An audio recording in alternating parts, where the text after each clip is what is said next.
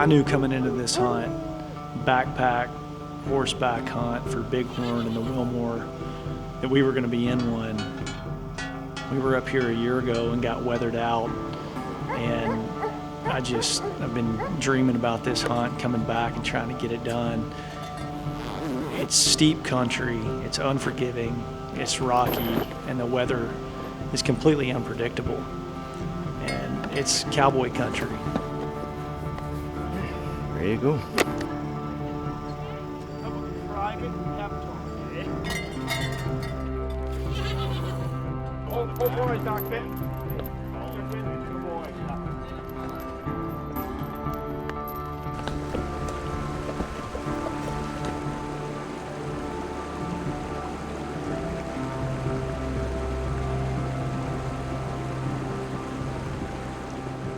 I'm Tyler McMahon. I run Efurd Outfitters. I've been here since I was 3 years old. My dad started the outfit.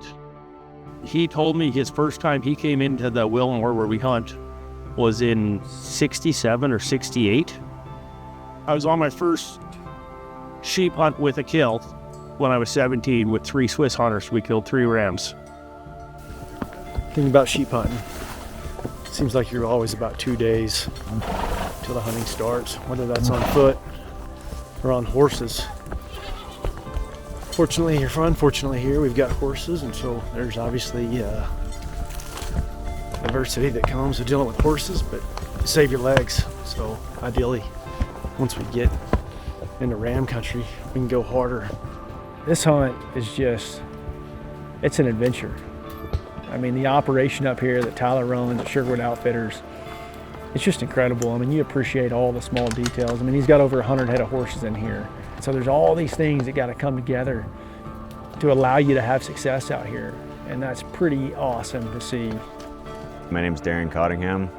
I'm a bighorn sheep guide for Sherwood Outfitters here in Alberta, Canada. I love backpacking. I love getting up on a ridge, going wherever your feet can take you, camping wherever you decide to stop. You find a flat spot, you pull your tent out and crawl in, go to bed if the weather gets bad. But out here, to do this without horses, it'd be hard. We rode in from Sheep Creek yesterday and set up this horse camp here, and the plan was to get up this morning, break camp, and ride up higher. There's a lake up higher we can start our backpack hunt, next several days. And we had a storm come in last night. It started snowing. The inReach was actually right. We all debated. About 2 a.m. looked up, there's snow all over the tent, and it's still spitting snow now. So rather than pack up wet and ride wet and set up a new camp up in the snow line, we're just going to stay here for the evening, and we'll go up tomorrow. We say when you get to base camp, it's like the Hilton. And every step you take past the Hilton, quality of life's going to diminish. Big push today, heavy packs, and ideally we get up there and we can day hunt the tops. We got all this snow up top. We've already seen tracks. It's over here a couple mountains over.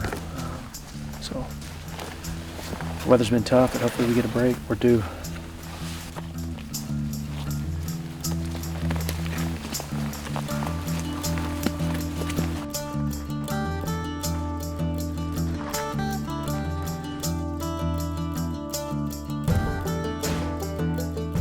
Gonna run up this ridge and then side hill over once we get above tree line, and they'll find a flat spot up like the lake.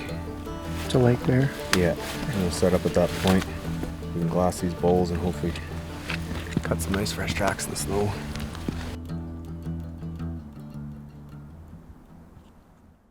Yesterday was a bit of a grind, but we made it up top. We thought it was going to be probably max 5 hours, turned into 7.5, 8 hours. The muskeg sucked down low, and there's a tremendous amount of deadfall coming up. But it's one of those days, sheep hunting. You just gotta go step by step, and we're in Ramtown.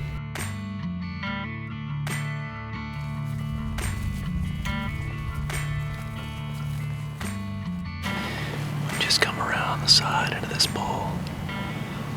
Sheep trails all through here. Some older tracks down in the snow.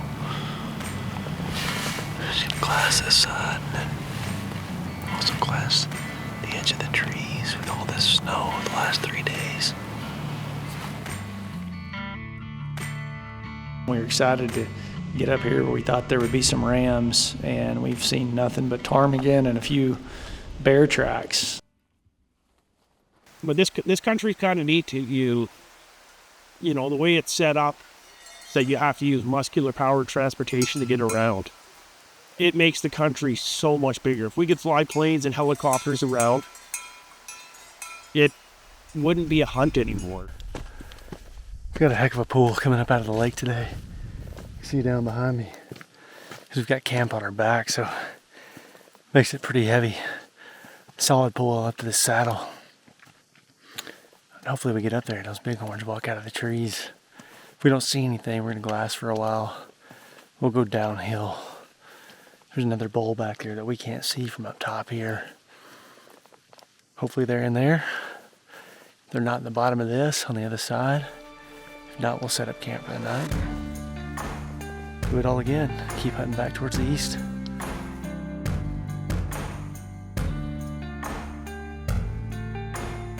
Sheep hunting is 90% mental. Of course, you got to be in shape to be able to get around in these mountains, but it is such a mind game, and it's taught me so much about dealing with that adversity in life that you gotta keep grinding, and you gotta go step by step and hope that your tenacity is going to give you an opportunity at success when it happens. Words to the wise, anybody coming out here, it's unforgiving. The weather and the terrain, it's steep.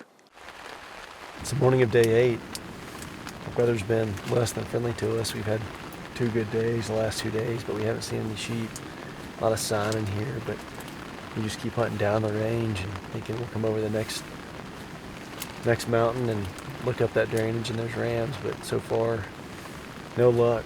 We pulled the in-reach weather, 5 days of heavy snow coming in, so that's going to change our plans because we're up here in spike camp, and if it snows up here heavy, we can't get out. So we'll just have to talk about it today. Probably start working our way back to closer to the horses where we can at least get out. It sucks. Need to go let fuck a sheep and go home. Same weather, not as bad. Hadn't seen any sheep. I think Tyler wants to see how long we can endure this before he lets them out of the corral down there. He's going to haze them all the way up the bowl a couple days once we can't take it anymore. My theory on it is killing a bighorn sheep has the same success rate as say, I'm going to go kill a Guna Crockett whitetail. It's just big country out here. I mean, these spruce trees are just so damn thick. If you're up top, you can't see down into them, which also makes hunting bighorns hard because they live in the trees, and if they're not going to come out of the trees, you're not going to see them. You know, so you got to deal with that mentally. You know, we're pretty good at killing them, but we just got to find them. We stayed positive. We came into a drainage just like we've done every day that we could actually hunt. Couldn't have worked out any better. It's day 10.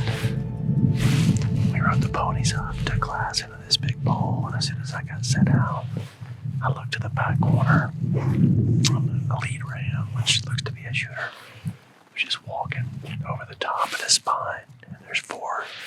They keep looking back, so we think there may be more that we can't see. But the first one's definitely a shooter. What? You want to make a move? Yeah, we can fucking get around them and just meet them at the top and then shoot down. Go this way. Yeah, go up that saddle and fucking, they'll hang up in the rocks. We just gotta let them fucking figure out what they're doing. Either that or we gotta go fucking hard, one of the two.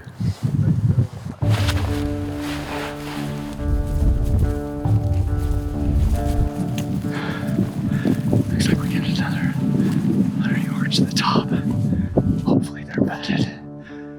Could be a 200-yard shot or closer. If everything goes like we think it could.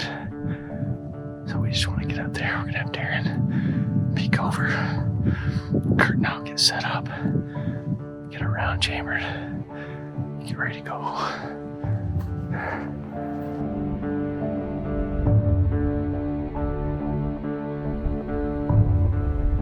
We thought these rams might be right below us when we peeked over, and after a few minutes, Darren located them, actually bedded across the bowl about 450 yards. The two older rams were bedded together. And they had no idea we were above them. The higher ram was definitely the shooter. Okay. Ready?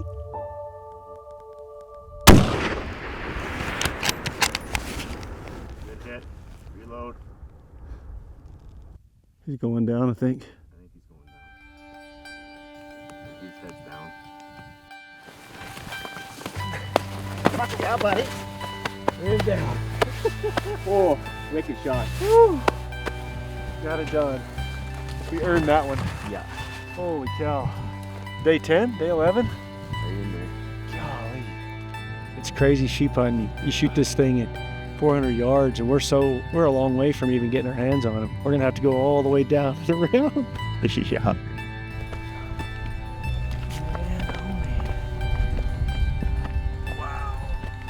Look at that big guy. Holy. What's the roller?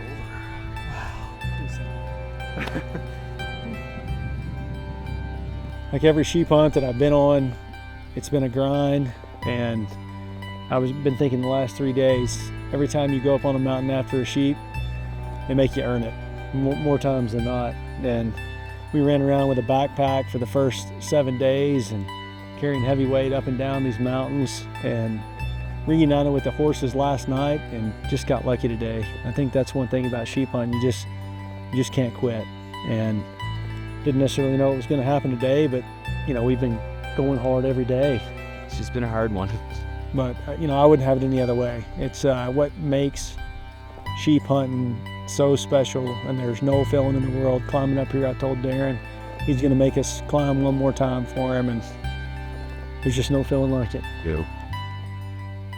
Slam around. Beautiful flock of sheep.